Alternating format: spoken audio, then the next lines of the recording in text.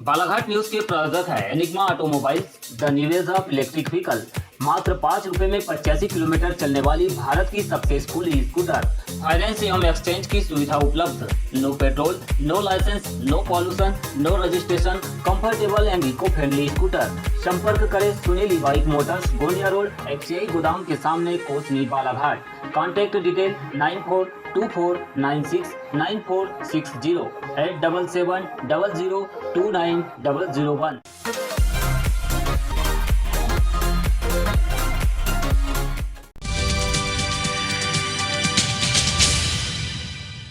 पूर्व सांसद कंकर मुजारे ने एक बार फिर रेत के अवैध उत्खनन और चोरी के मामले में प्रशासनिक कार्यशैली पर सवाल उठाए हैं। उन्होंने ग्राम रोसना के ग्रामीणों की शिकायत को नहीं सुने जाने पर कलेक्टर को रेत माफियाओं से मिले होने का आरोप लगाया है। ऐसों के बावजूद भी लगातार जो है बालाघाट जिले में रेत का अवैध उत्खनन बदस्तूर चल रहा है। उसमें अब ऐसा प्रतीत होता है कि कलेक्टर उसमें सीधे तौर से शामिल है।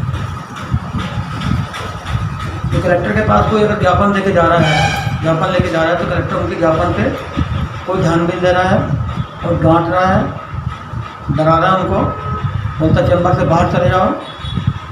और कोई पत्रकार भी अगर वो रेत के संबंध में बात करता है बोलता है इसको मैं कोई कमेंट नहीं करूँगा, कुछ बोलूँगा नहीं इस पर मैं। इसका मतलब इन सब बातों से लगता है कलेक्टर शामिल है, मिला हुआ है रेत माफिया के साथ में।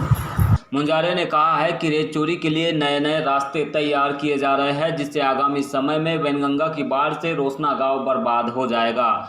ग्रामीण जब इस बात का विरोध करते हैं और शिकायत करते हैं तो उनकी सुनने वाला भी इस जिले में कोई नहीं है। पूर्व सांसद ने शनिवार को अपने आवास पर पत्रकारों से चर्चा की और प्रशासनिक अधिकारियों के साथ खनिज विकास निगम के अध्यक्ष और राज्य मंत्री रामकिशोर कावरे पर भी जमकर निशाना साधा। उन्होंने कहा कि बड़े पैमाने पर रेत की चोरी हो रही है, लेकिन इनके द्वारा लोगों की ऐसी शिकायतों पर एक शब्द नहीं कहा जा रहा है। कंकर मुजारे का मानना है कि जिले में बीते 2 माह के बीच करीब 100 करोड़ की रेत अवैध उत्खनन कर विभिन्न राज्यों और जिलों में बेच दी गई है। इसके खिलाफ वे हाई कोर्ट में याचिका लगा रहे हैं, साथ ही नेशनल ग्रीन ट्रिब्यूनल में भी याचिका दायर कर रहे हैं, जिसकी पूरी तैयारी उनकी ओर से हो चुकी है। खनिज विकास निगम का अध्यक्ष यहाँ बैठा हुआ है, मंत्री यहाँ बैठा हुआ है, उसके बाद भी यहाँ रेत की चोरी हो रही खुलेआम। शर्म करना चाहिए इन लोगों को। पद पे रहने के लायक नहीं एक क्षण भी, मनमानी कर रहे एकदम। अब इसको लेके हम लोग अभी शिकायत की हम लोगों ने, अभी कल ही मैंने ईमेल वगैरह सब शिकायत किया हूँ। इस पर हाई कोर्ट में रिट लगाएंगे और NGT में भी रिट लगाएंगे हम लोग जाके। दूसरी बात मैं कहना चाहता हूँ कि ये बाढ़ जो है, बाढ़ से बालाघाट जिले के कम से कम मैं सब जगह घूमा हूँ। कुछ गांव, बहुत चंद गांव ही बचे होंगे जहाँ पे नहीं जा पाया मैं। 500 गांव पूरी तरह से बर्बाद हो गए, जिसमें खैलानी क्षेत्र के सबसे ज़्यादा गांव हैं, फिर बालाघाट के हैं, फिर परसवाड़ा के हैं और ये किरनापुर इलाके के कुछ लानी इलाके गांव हैं। ये गांव पूरे नदी किनारे जितने भी गांव सब तबाह हो गए, बर्बाद। फसलें उनकी चौपट हो गई है। 1 लाख से ज़्यादा एकड़ ज़मीन की फसल जो चौपट हो गई है, 1 लाख से ज़्यादा एकड़। मगर कलेक्टर ने किसी भी गांव पे जाके दौरा नहीं किया है कि उनको मदद मिल रही कि मिल रही। बाढ़ के समय में 1-2 गांव में जाके देखा उन्होंने, बस हो गया कि बाढ़ कितनी आई, पानी कितना है, मज़ा ले लिया उसका कि बाढ़ कितनी होती है, कैसी होती है। विधायक भी यही काम करने का है, लेकिन बाढ़ खत्म होने के बाद उनको क्या मदद मिल रही है शासन से, इसको देखने कोई नहीं गया है। 50 किलो चावल और 5 लीटर मिट्टी तेल, जिसके घर में पानी भी घुसा है, उसको तुरंत तत्काल मिल जाना चाहिए था। 1% आदमी को भी नहीं मिल पाई अभी तक, किसी को नहीं मिल पाई है। मकान गिर गए, उनको मदद नहीं है। जिनके घर पानी घुस गया उसको कोई मदद नहीं है। जिससे लगता है कि कलेक्टर ने वो जो राशन जो है जनता का, मिट्टी तेल जो जनता का है, उसको मुझे लगता है कि उसकी हेराफेरी कर दी और बता देंगे कि सबको हमने बांट दिया है।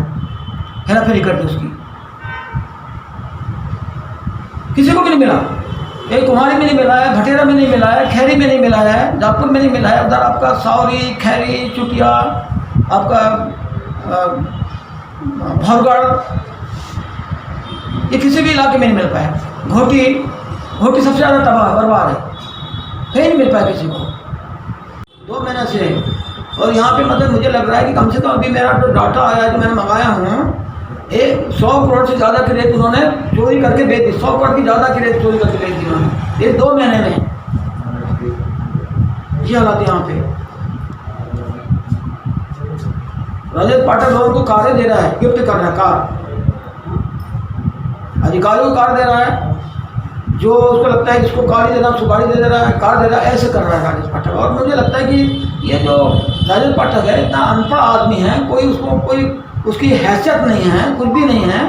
और कलेक्टर जो है उसके इशारे पर चल रहा है, एसपी उसके इशारे पर चल रहा है। सोचो जरा, एक रेत माफिया, एक शराब माफिया के इशारे पर कलेक्टर चल रहा है, एसपी चल रहा है। धिक्कार है ऐसे प्रशासन का, धिक्कार है ऐसे प्रशासन का, ऐसे प्रशासन पे हम थूकते हैं।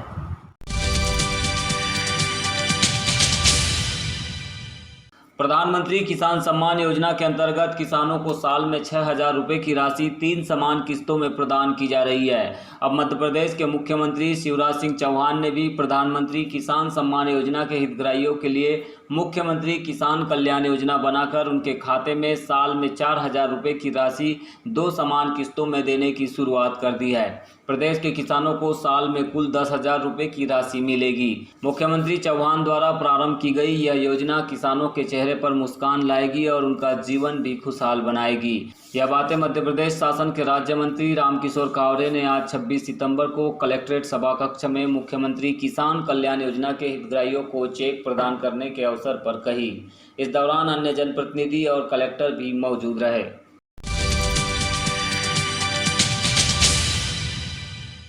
नगर में बीते कुछ दिनों से व्यापारियों के द्वारा सुरक्षित व्यापार को लेकर कोरोना बचाव हेतु दुकानों में पहुंचकर सैनिटाइजर एवं फेस मास्क का वितरण किया जा रहा है।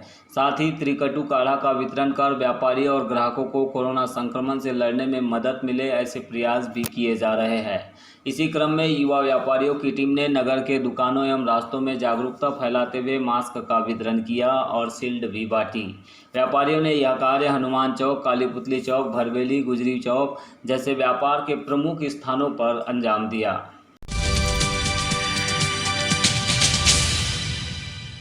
प्रधानमंत्री नरेंद्र मोदी और भाजपा अध्यक्ष जेपी नड्डा द्वारा प्रदेश शासन के नगरीय एवं प्रशासन विभाग के पूर्व राज्य मंत्री लाल सिंह आर्य को अनुसूचित जाति मोर्चा का अध्यक्ष बनाया गया है, जिसके बाद से ही जिले में अनुसूचित जाति वर्ग में खुशी का माहौल है। जिले में जैसे ही अनुसूचित जाति मोर्चा के राष्ट्रीय अध्यक्ष पद पर पूर्व मंत्री लाल सिंह आर्य के मनोनयन की खबर बालाघाट पहुंची, वैसे ही उनके समर्थकों ने जमकर खुशियां मनाई।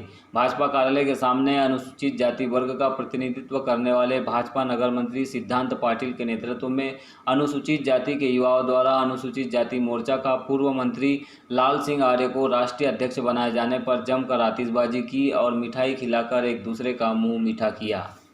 मध्य प्रदेश शासन के पूर्व राज्य मंत्री माननीय लाल सिंह आर्य जी को माननीय प्रधानमंत्री जी द्वारा राष्ट्रीय अध्यक्ष माननीय जेपी नड्डा जी और पूरी राष्ट्रीय नेतृत्व द्वारा मध्य अनुसूचित जाति मोर्चे का राष्ट्रीय अध्यक्ष मनोनीत किया गया है। इसी खुशी में पूरे देश में अनुसूचित जाति वर्ग के सभी लोगों में हर्षोल्लास है। बालाघाट से लाल सिंह आर्य जी का बहुत पुराना नाता रहा है। वे कई बार बालाघाट की पावन धरा पे आ चुके हैं और संविधान दिवस जैसे बहुत सारे कार्यक्रमों में उनकी उपस्थिति से अनुसूचित जाति वर्ग मोर्चा बहुत ज़्यादा प्रसन्नता का अनुभव करता है और राष्ट्रीय नेतृत्व का मैं हृदय की गहराइयों से आभार व्यक्त करता हूं कि उन्होंने माननीय लाल सिंह आर्य जी को अनुसूचित जाति मोर्चे का राष्ट्रीय अध्यक्ष मनोनीत किया।